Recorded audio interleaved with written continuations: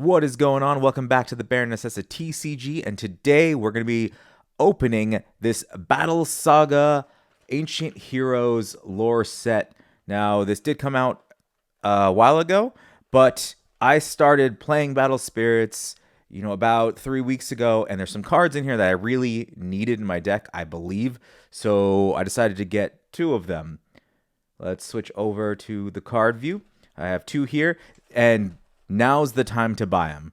Your local shop may have them for about $15 to $20, but on TCG Player, at the time, I got these for $5 each. I did see some of them go for $4, but now is the time to get two of them. Doesn't even matter if you don't need the cards right away. If you play the game, pick up two of these. It's going to be $10 roughly for both of these. And why they're doing that? I think it's just because a lot of stores just don't have the player base. It's not that the game's dying, it's just they don't have the player base there, and they're offloading a lot of the product. So what comes in the lore set? You get two of the False Gods booster packs. You get two copies of all these promo cards. What is this? 1, 2, 3, 4, 5, 6, 7, 8, 9, 10, 20 cards, which is why you need two of them to get a full play set, and a lore book, which I believe expands on the world a little more. Battle Spirits is kind of a flagship of Bandai card games, and they really need to flesh it out a bit. But I've opened 10 booster boxes, 5 of Dawn of History and 5 of the False Gods. And, they're really cheap right now. And they're going for, I usually get them for $20 each. And you get a lot of cards that you can sell for upwards of, $10, $20, some 30 cards with the alternate arts. So you really do get your money back. Now, I do really believe that these prices are low. Not many people are playing it. But there's enough. There's enough people playing this game that it could be one of the main games that sticks and people play. The issue I saw when I went to a couple tournaments is everyone right now is running a similar deck. So the booster boxes are cheap because everyone playing, going for that big cash prize that they have, or they're really trying to win, a lot of them are using the same exact cards. So why buy booster boxes if the winning decks and the meta is a specific thing right now? There's only 2 sets. A third one's coming out soon. I think it comes out this weekend, actually. And we'll see what changes. Right now, Battle Spirits is not in a good state when it comes to trying decks. They have ant decks, and they have decks around magic and blockers and things like that. And it seems like the soul control, like putting purple in, was in every deck. Most of the decks were all purple. There was one that was red and purple, but it was the same cards to a point where I'm new to the game. I don't even have to read the cards, most of them, because they were in my deck. And it just so happened that I liked purple, I like, undead and, all that stuff. But it's not viable to make an undead deck yet. So this game just needs a lot more sets coming out. So you'll see a lot of these products going for really cheap. Don't worry about that. The game will survive. It will keep going. The more sets that come out, the more people want to make an experiment with decks. Old cards will become useful, and those prices will start to go up as people be like, oh, wait a minute, that card from Dawn of History is, I can play that now. It didn't really work before, but I can play that now with these new combos. So let's take a look at our promo cards. They all come pretty well packaged in a sleeve. Wow, they really did this packaging nice. On the inside, I'm not really a fan of this kind of cheap plastic, but I don't think they were being cheap. I think that's just the packaging that Bandai likes to use, more recyclable, things like that. There's not a glue on here. It's all tape. So I'm pretty sure that was by design. So we have some nice foiling on this. You get a lot of the gold on the corners is textured, which is really good. The card itself, the image is not foil though. The foil it's all around the edges. I mean, as I'm looking at it, you do get, I shouldn't say it's not foiled at all. It's barely foiled. Like as I'm shining this and looking at it, you can see it's like the shadow of her, or the lighting, I mean, from the sun is just foiled, which I think is really nice that they're not just throwing foil in your face, making everything shiny. So you do get a taste of what's coming when it comes to blue right here, which will be coming out in the next set.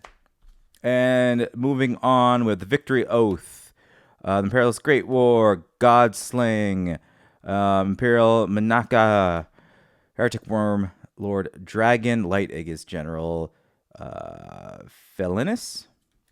I say just General AL Belt 07, and Win Aegis General Tokiwa. So the cards that I'm looking at is mainly Godslaying to go in more of a magic deck that's going to rely on a lot of little creatures. So this ability right here, when resolving the next battle this turn, compare cost rather than BP. The spirit with the highest cost is destroyed in battle. If their costs are equal, both spirits are destroyed. This will be helping a lot in my deck and other decks. I think this is going to be a nice staple there. But so far, I am enjoying the game. It's just, I wish there was more variety in Battle Spirits right now. Most people are running the same deck, like I said, but there are a few people that did come to the tournament with, ants and just mono yellow and things like that, and they got destroyed. It's kind of how it is. You just get destroyed, and it's not. I shouldn't say it's not fun. The game's fun. It just has a little twists and turns. Most likely, if you're watching this video, you know what I'm talking about as far as no summoning sickness, and the cores.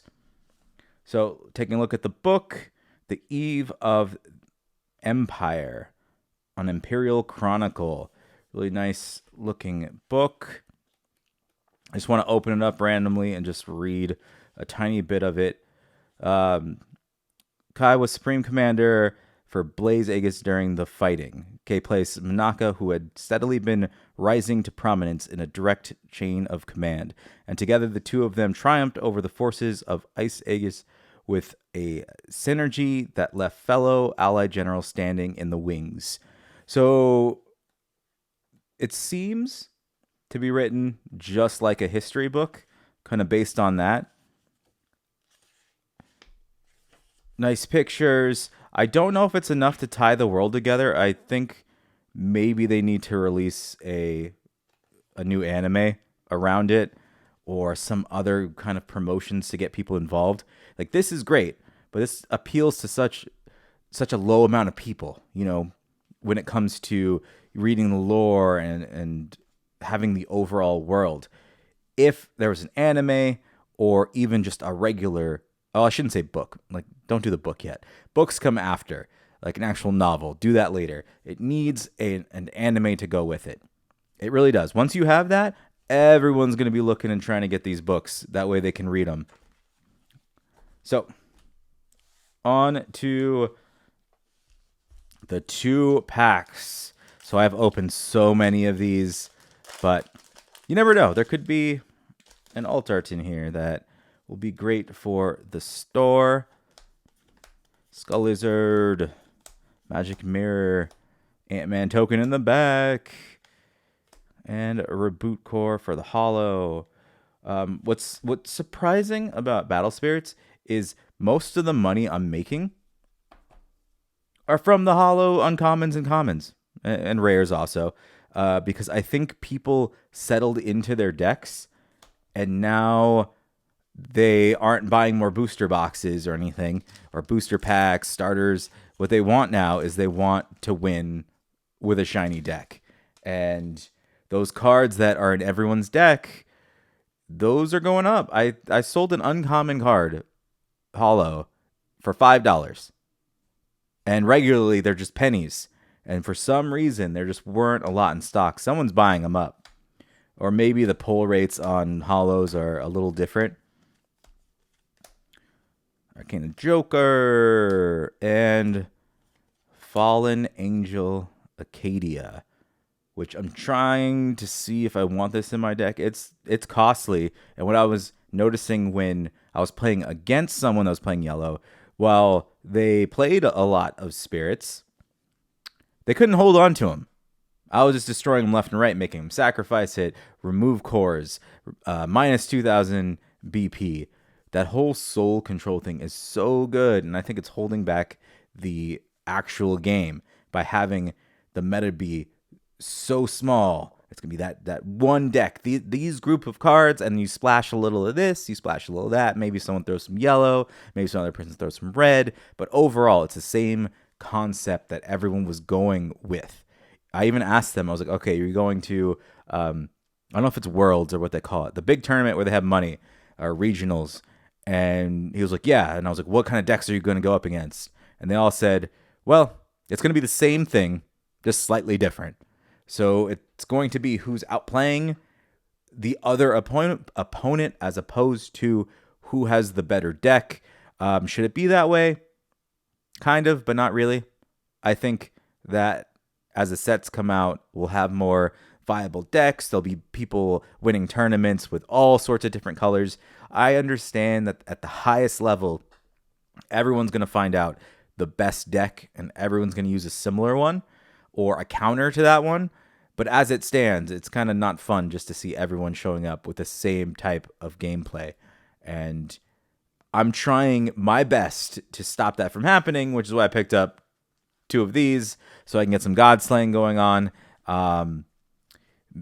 Build a deck around some luster, which brings spells back to you, and see what I can do there. If I can compete with all the soul control, because I'm worried that if I start using this, have my little creatures, that they're just gonna outplay me. They're just gonna come in and be like, all right, that's dead, that's dead, that's dead, that's dead, and I have a handful of spells, and I'm like, I need some spirits to actually fight back. But overall, I do not think, like, just looking at it right here, I don't think this is a $20 product. I don't think it's a $15 product. 10 and below, sure. It's missing something.